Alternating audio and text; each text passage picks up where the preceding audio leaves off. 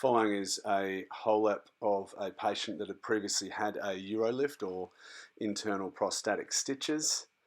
He had a moderately bothersome but a very poor quality of life and voided volumes all about 50 cc.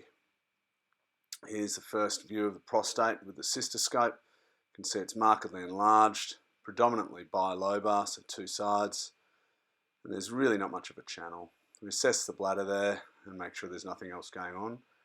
And the first part of the procedure is to peel the prostate or BPH, the enlarged bit of it, off the sphincter, which is the part of a man's urethra that controls his stream and stops him from being incontinent. The beauty of HoLEP is that this is the very first part of the procedure, and once the sphincter has been completely released, with all its mucosal or lining intact, there's no further stretching of it and no further possible injury can occur to it. And so with this style of HoLEP, the rate of incontinence at 1 year that requires further surgery to fix is about 0.3%. So it's about 1 in 300 patients. So now peeled off the prostate from the sphincter, and we're traveling along underneath the prostate, underneath the adenoma of the prostate at least.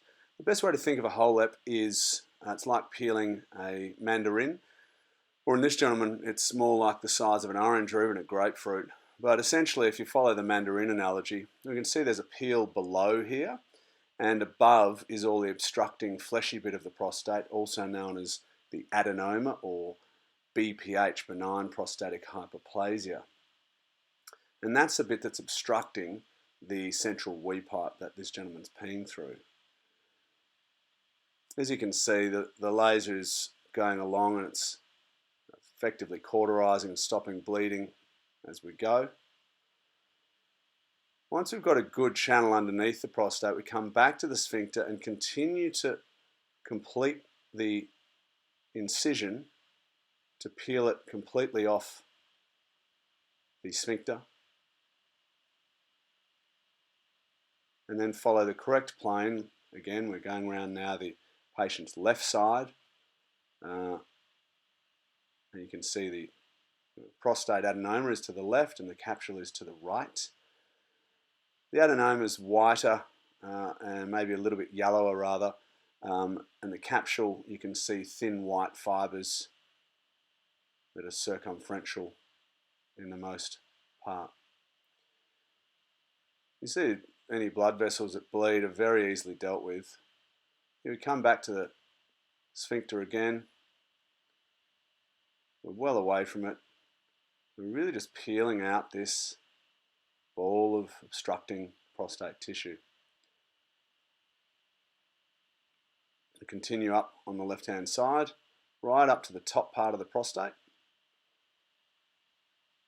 or the anterior surface, and then we'll go across and a tick across to the other side to do the same thing there before we join up both incisions. As you can see, it's a bloodless operation, or any bleeding that does occur is easily dealt with. Certainly no risk of transfusions. It's a bit different from other procedures on the prostate where there is a risk of blood transfusion, albeit small, but there certainly is a risk. And for 150 cc prostate, which this is, there would be probably around about a 5 to 10% chance risk of transfusion if you weren't having a HoLEP. Here we are now on the patient's right-hand side, mirroring what we did on the left, just peeling it off the sphincter gradually, and getting into the correct plane between the fleshy bit of the prostate or the adenoma and the capsule. The capsule is on the left here, and the adenoma is to the right. We're always adjusting. Sometimes you're a millimetre out, you can always adjust and get into the exact plane. We're joining up with the previous posterior incision that we'd made. And there's one of the UroLift clips. That's actually the outer clip of a particular UroLift. It hasn't actually made it through the prostate itself. It's not even made it outside the capsule. Look, a UroLift is a good procedure, don't get me wrong. It is good, but in the correct size and shape of prostate. In this gentleman, 150cc, there's certainly no evidence that a UroLift would work at all, and it really should not have been undertaken in the first place. What we're doing here is we're connecting up the two sides, the left and the right, at the roof or the anterior part of the prostate. And now we're going to be circumferentially around the whole obstructing ball of tissue. We're going to continue this incision the whole way in until we pop into the bladder in just a tick.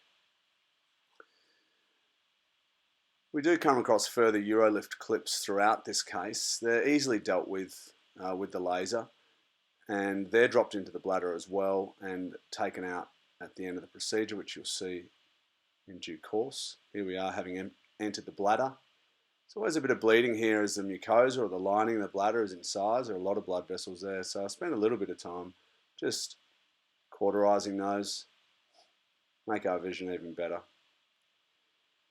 You can see a little green stitch. That's actually one of the UroLift sutures. We've cut through that with ease. At least that one had actually made it into the correct position.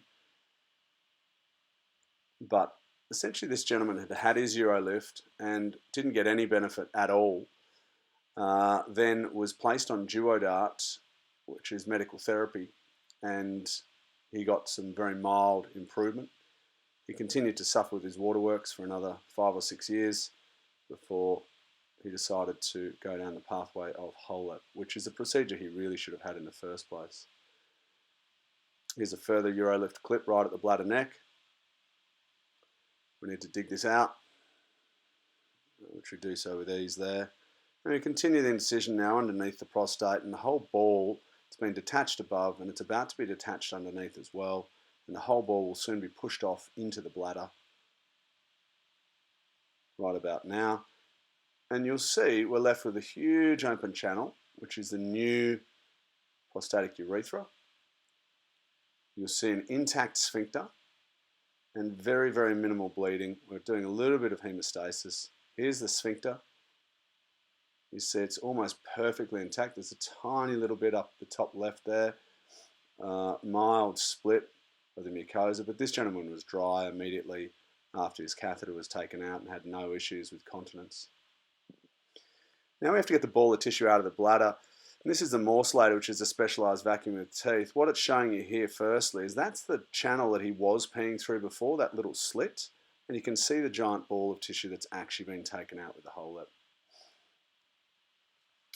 Because he's got these UroLift metal clips, we do need to use slightly different blades, which are non-reusable, single-use blades, because they do damage the equipment. However, this is a way of getting around things. It's a very fast operation, HoLEP, very safe. It has the best outcomes of any procedure ever done for bladder outlet surgery and the lowest risk. Techniques have continued to advance, and one thing I'll show you here at the end is not only are techniques advancing, but the lasers are advancing as well. What we can see down the bottom is the pulse that comes out of a laser perhaps a year or two ago, and now with new technology, the pulse above is what we actually use. You can see the pulse at the top travels a lot further than the bottom pulse, and therefore it dissects a lot better and it coagulates or stops bleeding a lot better, which makes our procedure a lot easier and a lot faster. This is Dr. Martin Elmes. Thanks for watching.